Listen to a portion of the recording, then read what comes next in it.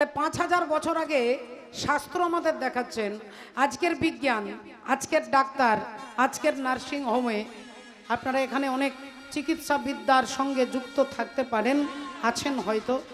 ভেবে দেখুন আজকে একটা মায়ের গর্ভের সন্তান আরেকটা মায়ের গর্ভে পালিত হচ্ছে কিনা। সারগেট মাদার বলা হচ্ছে, টেস্ট টিউব যে বাচ্চা, একটা মায়ের গর্ভের সন্তান আরেক জায়গায় পালিত হচ্ছে। তাহলে এটা 5000 বছর আগে শাস্ত্র দেখাচ্ছে, 5000 বছর পরে আজকের বিজ্ঞান দেখাচ্ছে। কুরুক্ষেত্রের মাঠে দাঁড়িয়ে ভীষ্মদেব চাইছেন দুর্যোধনের কাছে গঙ্গার জল। দুর্যোধন দিতে পারলেন না। অর্জুন কি করলেন, একটা তীর মারলেন মাটিতে, আর উনি মাটির নিচ থেকে গঙ্গার জল উঠে ভীষ্মদেবের মুখে পড়ল। বড় বড় বিজ্ঞানীরা চিন্তা করলো যে অর্জুন যদি মাটির তলা থেকে জল বার করতে পারে, তাহলে মাটির তলায় জল আছে। আজকে ঘরে ঘরে টিউবওয়েল সৃষ্টি হলো, আজকে কল সৃষ্টি হচ্ছে, আজকে মিনি ডিপ সৃষ্টি হচ্ছে। এটা আইডিয়াটা কোথার থেকে? বলে মহাভারত থেকে। আজকে ঘরে ঘরে টেলিভিশন দেখছেন, এটা কোথার থেকে নেওয়া?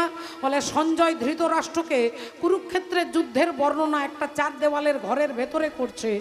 4 দেওয়ালের ঘরের ভেতর থেকে সঞ্জয় দিব্য দৃষ্টিতে দেখছে যে কুরুক্ষেত্রের মাঠে কি হচ্ছে, সেটা অন্ধ ধৃতরাষ্ট্রকে বলছে। আজকে ঘরে ঘরে দূর থেকে দর্শন, দূরদর্শন, টেলিভিশন আবিষ্কার হলো, সেখান থেকে পাবো। তাহলে যা আছে মহাভারতে তাই হয় ভারতে, যা আছে মহাভারতে তাই হয় ভারতে। তাহলে প্রথম ওই 7ম সন্তান রোহিণীর গর্ভে চলে গেল। কংসের কাছে খবরটা কি গেল না, 7 নাম্বার ছেলেটা গর্ভপাত হয়ে গেছে। কংস ভাবলো যাক, তাহলে একটা আপদ এমনি এমনি চলে গেছে, তাহলে এবার আসবে আমার আসল শত্রু, এবার আসল শত্রু আসবে যাকে আমি মারবো, 8ম সন্তান। এই অপেক্ষা করতে লাগলেন। গ্লাসে জল খেতে গিয়ে যদি একটা কালো জিরে দেখতে পাই ডালের মধ্যে, সেই কালো জিরেটাকেই কৃষ্ণ মনে করে, এত আতঙ্ক হয়ে গেল। ভালো করে খেতে পাচ্ছে না, ঘুমোতে পারছে না, টেনশন, কখনোই 8ম সন্তান আসবে, আমি তাকে মারব। আর দেখতে দেখতে ভাদ্র মাস, কৃষ্ণ অষ্টমী তিথি, রোহিণী নক্ষত্রে ভগবান আসছে। ভাদ্র মাস কৃষ্ণ অষ্টমী তিথি, রোহিণী নক্ষত্রে ভগবান নেমেলেন কংসের কারাগারে। ঝমঝম করে বৃষ্টি পড়ছে, রাত্রি 12টার সময় ভগবান আসছেন। মহাজন বলছেন এক পাশে দাঁড়িয়ে, আজি ঝম ঝম ঝম বৃষ্টি পড়ে চমকে চপলা,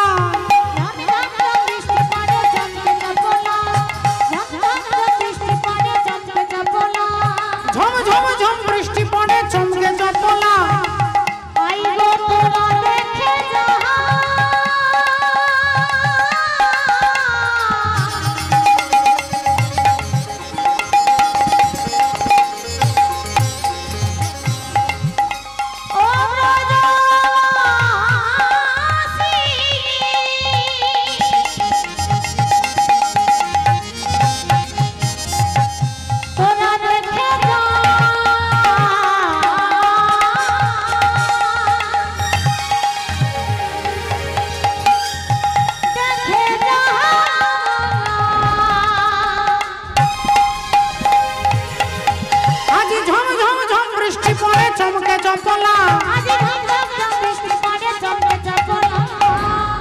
অষ্টম সন্তান শঙ্খচক্র গদা পদ্মধারী হরি কংসের কারাগারে এসে যেই দাঁড়িয়েছে, পিতা বসুদেবকে বলছে, হে বসুদেব, তুমি এক্ষুনি এই মুহূর্তে আমাকে আজকে মাথায় চাপিয়ে এপার থেকে ওপারে, যমুনার ওপারে গোকুল বৃন্দাবনে তুমি আমাকে রেখে দিয়ে এসো।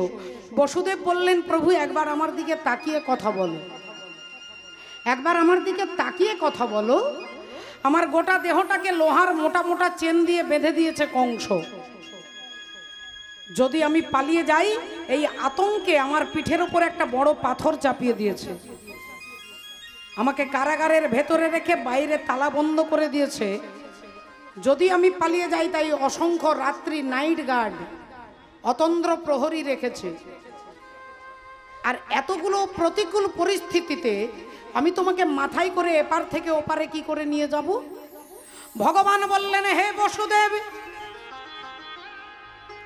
তোমার যতগুলো সমস্যার কথা তুমি বললে, শুধু তোমার সমস্যা নয়, এখানে আমরা যারা যারা আছি জগৎ ব্রহ্মাণ্ডে সকলের একই সমস্যা পাবো।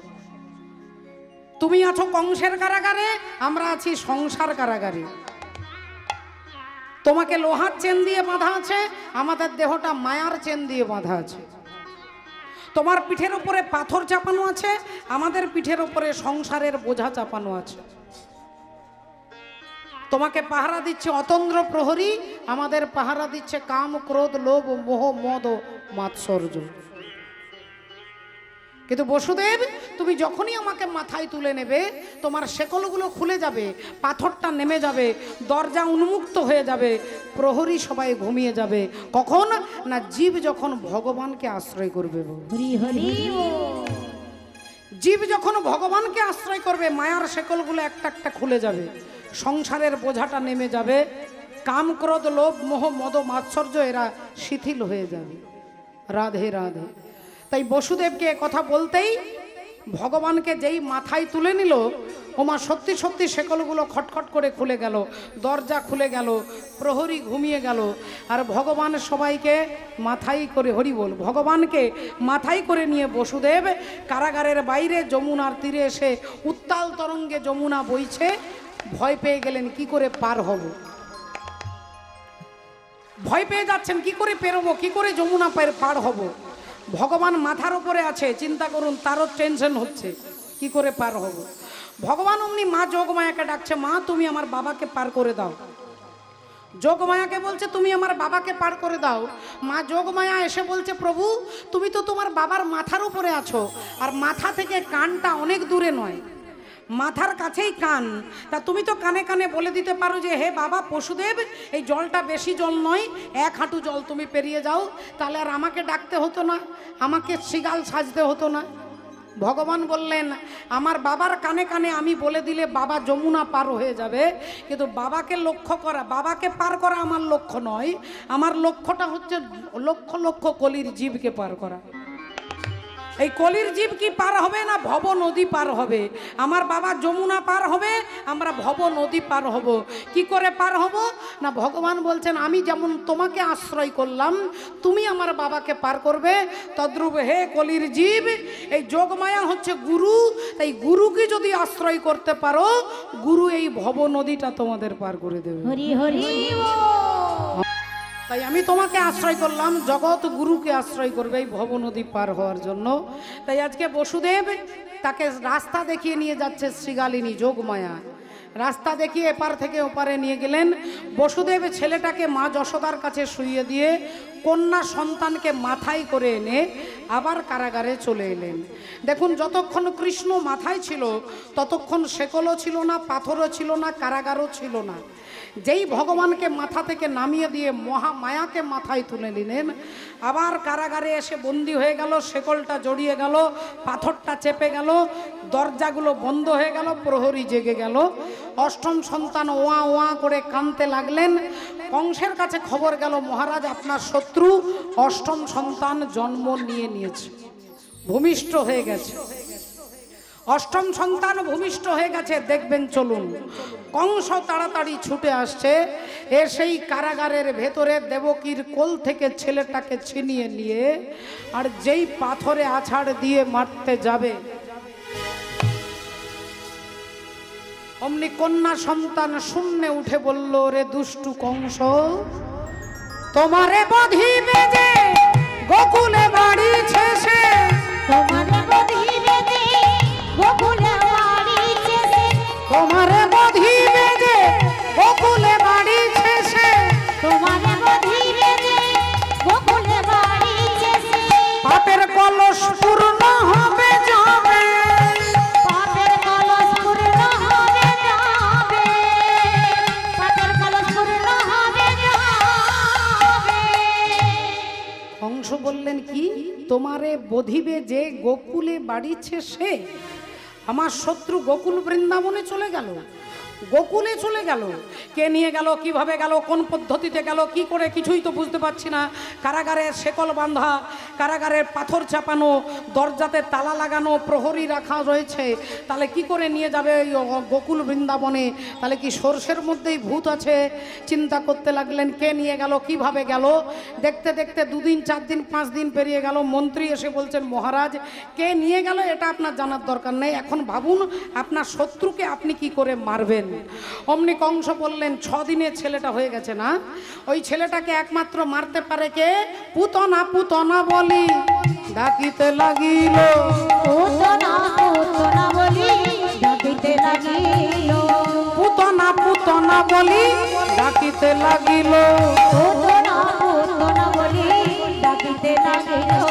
আর ভয়ে ভীতা হয়ে পুতনা আসিয়া দাঁড়ালো, ভয়ে ভীত হয়ে পুতনায় আসিয়া দাঁড়ালো, ভয়ে ভীত হয়ে পুতনায় আসিয়া দাঁড়ালো।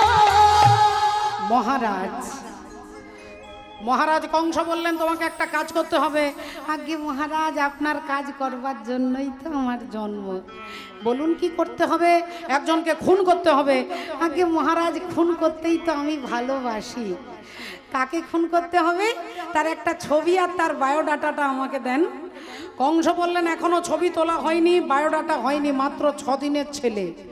মহারাজ একটা 6 দিনের বাচ্চাকে মারবার জন্য আপনি আমাকে ডেকেছেন? তা ঠিক আছে, আপনার কাজ হয়ে যাবে। কি করে হবে? কি করে তুমি মারবে ওই ছেলেটাকে? তুমি জানো না কার বাড়িতে আছে, আমিও জানি না কার বাড়িতে আছে। তুমি কি করে আমার শত্রুকে খুঁজে মারবে? পুতনা বললেন, মহারাজ সবই আইডিয়া আর কি, বুদ্ধি আর কি। ওই গোকুল বৃন্দাবনে যতগুলো 6 দিনের বাচ্চা আছে সবাইকে মারবো। কি করে মারবে? বলে, আমি আমার স্তনের মধ্যে বিষ মাখিয়ে নিয়ে যাব, আর বিষ মাখানো স্তন পান করালেই হরিবোল হয়ে যাবে। বিষ মাখানো স্তন পান করালেই হরিবোল হয়ে যাবে। কংস বললেন, আইডিয়াটা খারাপ নয়, কিন্তু তোমার যে বড় বড় দাঁত, আলকাতরার মতো গায়ের রং, তোমাকে দেখলেই তো সবাই ভয় পেয়ে যাবে। মহারাজ এত কিছু জানেন, আর এটা জানেন না যে বাজারে কত কত বিউটি পার্লার খোলা রয়েছে। বিউটি পার্লারে গিয়ে আলকাতরার রংটা একবারে দুধে আলতার মতো হয়ে যাবে। আর এই 10 ইঞ্চির দাঁতগুলো ছোট করে নেব। দেখুন না, মায়ার দ্বারা অপূর্ব সুন্দরী নারী সাজলেন পুতনা রাক্ষস, অপূর্ব সুন্দর সেজে দাঁড়ালেন। কংস বললেন, তাহলে এবার যাও, এবার যাও। অমনি পুতনা রাক্ষসী মথুরা থেকে গোকুল বৃন্দাবনে আসছে। বৃন্দাবনে আসছে আজকে 6 দিনের বাচ্চাদেরকে সবাইকে মারতে হবে। শুনি হে গোকুল নগরিয়া।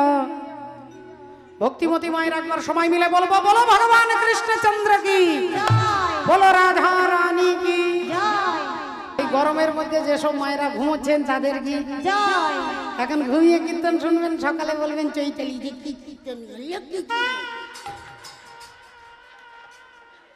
না, ঘুমিয়ে শুনলে বোঝা যাবে।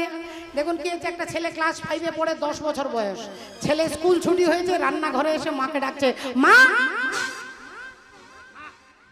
ও মা। আমার আমার রাগ হয়েছে, আমি কিছু খাবো না, আমি কিছু খাবো না। আমি লুচি নিকুচি করেছি, আমি খাবো না বলছি তো নাকি। আর তুমি যতই রাইস করো, যত আলুর দম করো, আমি খাবো না। আমার রাগ হয়েছে, বুঝতে পারছো না? তোমার উপরে রাগ করেছে। সত্যি করে বলো তো মা, সত্যি করে বলো, আমার বয়স কত এখানে বলো। 10 বছর। 10 বছর আমার বয়স। 10 বছর ধরে তুমি একটা কথা লুকিয়ে রেখেছো। তুমি এতদিন কেন বলনি যে আমি আমার বাবার থেকে 1 মাসের বড়? যেই বলেছে গালে একটা ঠাস করে চড়, পাজি হত ছাড়া ছেলে, তুই তোর বাপের থেকে 1 মাসের বড়। কে বলেছে তোকে? ঠাকুমা বলেছে। ঠাকুমা কি বলেছে? ঠাকুমা বলেছে যে বাবা নাকি ঠাকুমার গর্ভ থেকে 10 মাসে হয়েছে। ঠাকুমার গর্ভ থেকে বাবা 10 মাসে হয়েছে, আমি তোমার গর্ভ থেকে 9 মাসে হয়েছি। তাহলে আমি 9 মাসে, বাবা 10 মাসে, তাহলে 1 মাস আগে আমি, 1 মাস পরে বাবা হয়েছে। ভক্তিমতী আরে যারা ঘুমিয়ে ঘুমিয়ে শুনবেন আপনার বাবা আপনার থেকে বড় হবে, হরিবল ছোট হবে মা, হরিবল। মতি মায়েরা এখন পুতনা রাক্ষসী এসে গেছে গোকুল বৃন্দাবনে। যার যার বাড়িতে 6 দিনের ছেলে ছিল সবাইকে মারতে মারতে মারতে একটা বাড়িতে দেখছে এরকম প্যান্ডেল, খাওয়া দাওয়া হচ্ছে, রান্না হচ্ছে, যাগযজ্ঞ হচ্ছে, পুজো পার্বণ হচ্ছে। পুতনা জিজ্ঞাসা করলেন, হ্যাঁ গো এই বাড়িতে কি হচ্ছে? একজন বললেন, আরে বাবা নন্দা বাবা কা বেটা ভাই ও হ্যাঁ, নন্দরাজার ছেলে হয়েছে। কদিনের? বলে 6 দিনের, ষষ্ঠী পুজো হচ্ছে 6 দিনের। বললেন তাহলে এই বাড়ির ছেলেটাও তো আমাদের রাজা কংসের শত্রু হতে পারে, একেও মারবো, কি করে মারবো এত ভিড়ের মধ্যে? এখন ভিড়ের মধ্যে পুতনা ঢুকে গেছে। পুতনা ঢুকে গিয়ে ডান দিকে খুঁজছে ছেলেটাকে, বাঁ দিকে খুঁজছে, সামনে যাচ্ছে পেছনে যাচ্ছে, ভগবানকে খুঁজে পাচ্ছে না। আর ভগবানকে মা যশোদা দোলনায় দুলিয়ে দোলনাটা দোলাচ্ছে। পুতনা রাক্ষসী দেখলেন আরে গায়ের রংটা কালো, কি সুন্দর, মুখে হাসি আবার হাতে বাঁশি, এই ছেলেটাকে কি করে মারবো, এর মা তো আছে কাছে। অমনি পুতনা যেই এসে মা যশোদাকে বলছে, যেই এসে বলছে, ও দিদি ও দিদি একটু জল দাও না গো দিদি। তোর বাড়ি কোথা দিয়ে এসেছিস? ও দিদি আমার বাড়ি সেই মথুরা, বাবা তুই তো অনেক রাস্তায় কিসে এলে? টোটোতে এসেছি দিদি। তোদের যাচ্ছিল? হ্যাঁ চার্জ দিয়ে নিয়ে এসেছি। বেশ তো ভালো হয়েছে, অনেকদিন পরে এসে ও দিদি একটু জল দাও না।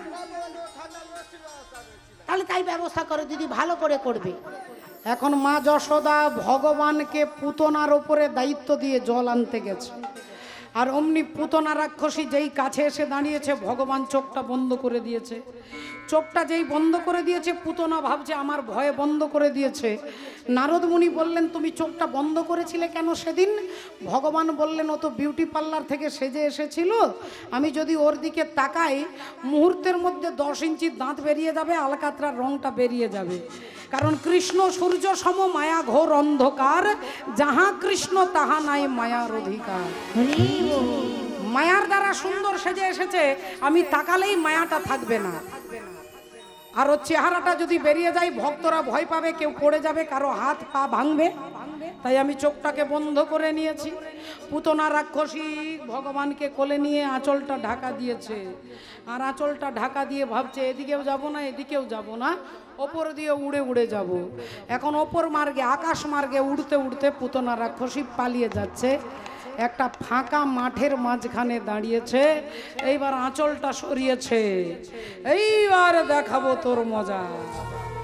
এবার ভগবানও দেখছে যে এবার 10 ইঞ্চির দাঁত বেরিয়ে গেলে আর কোনো ক্ষতি নেই। এবার ভগবানও তাকিয়েছে, আর যেই তাকিয়েছে উনি রাক্ষসী পুতনা বলবেন, এইবার তোকে আমি ছাড়বো না। ভগবান বললেন, মাসিমা গো তোমাকেও আমি ছাড়বো না। এই ছেলে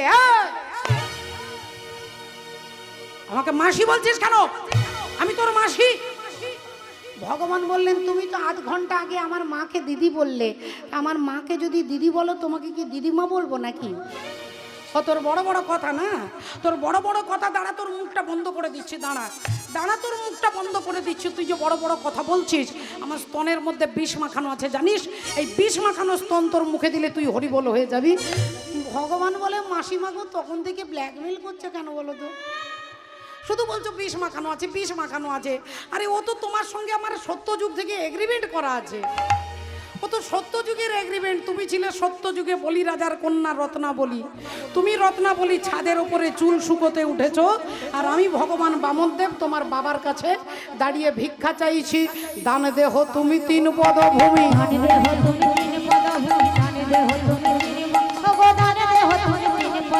দান দেহ তুমি 3 পদ ভূমি, এই ভিক্ষায় আমি চাই।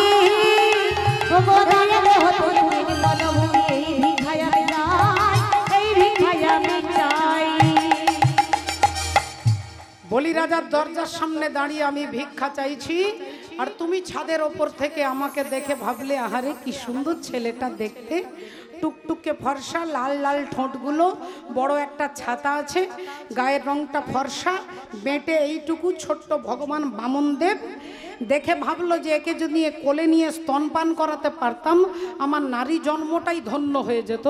অন্তর্যামী ভগবান হাত তুলে বলছে তথাস্তু, তোমার ইচ্ছে পূর্ণ হবে। পূর্ণ হবে। আর তুমি অমনি ছাদ থেকে নেমে এসে দেখলে যে আমি তোমার বাবার মাথার উপরে পা দিয়ে দাঁড়িয়ে আছি।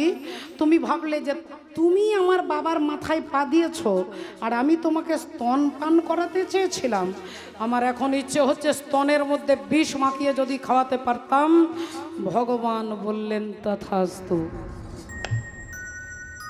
তুমি পজিটিভ বললেও তথাস্তু, তুমি নেগেটিভ বললেও তথাস্তু।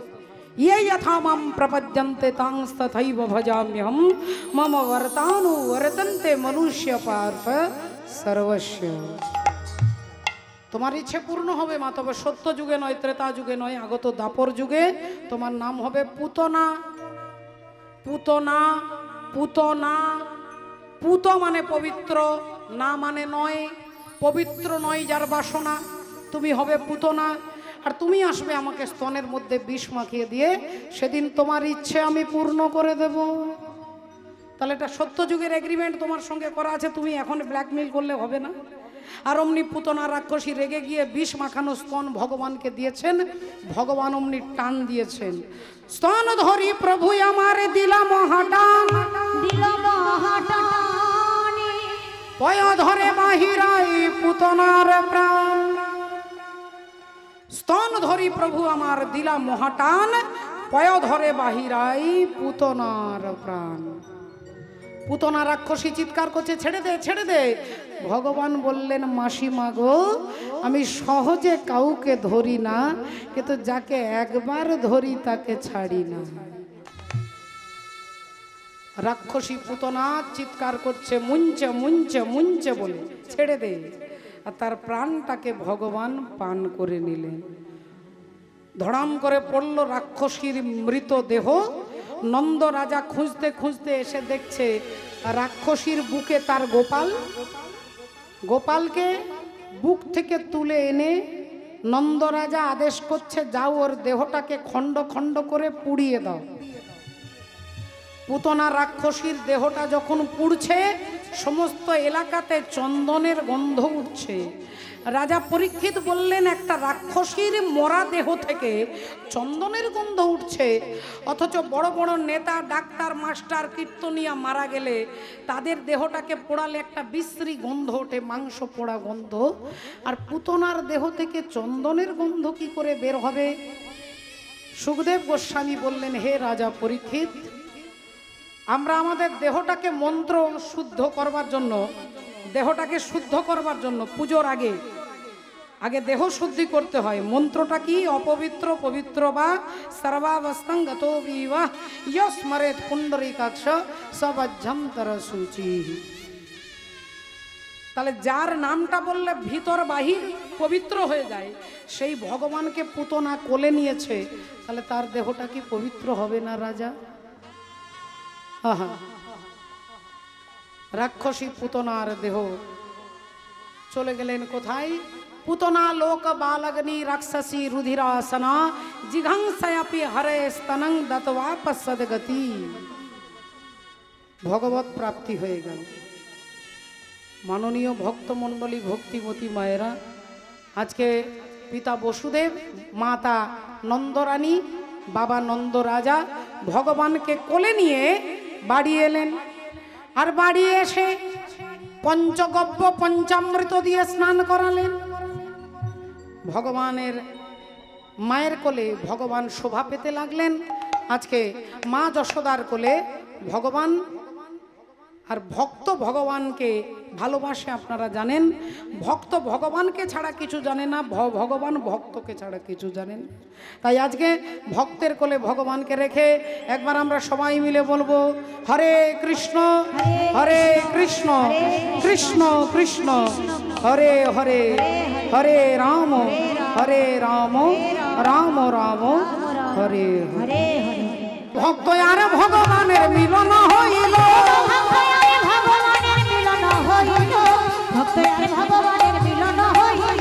প্রেমানন্দে বাহু তুলে হরি হরি বলো, সবে মিলে জয় দাও বলো হরি হরি। জয় রাম বলো হরি হরি হরি নামের প্রভাবে ভব সিন্ধু যাবে তরি। জয় রাধে রাধা গোবিন্দ জয় জয় রাধে রাধা জয় রাধে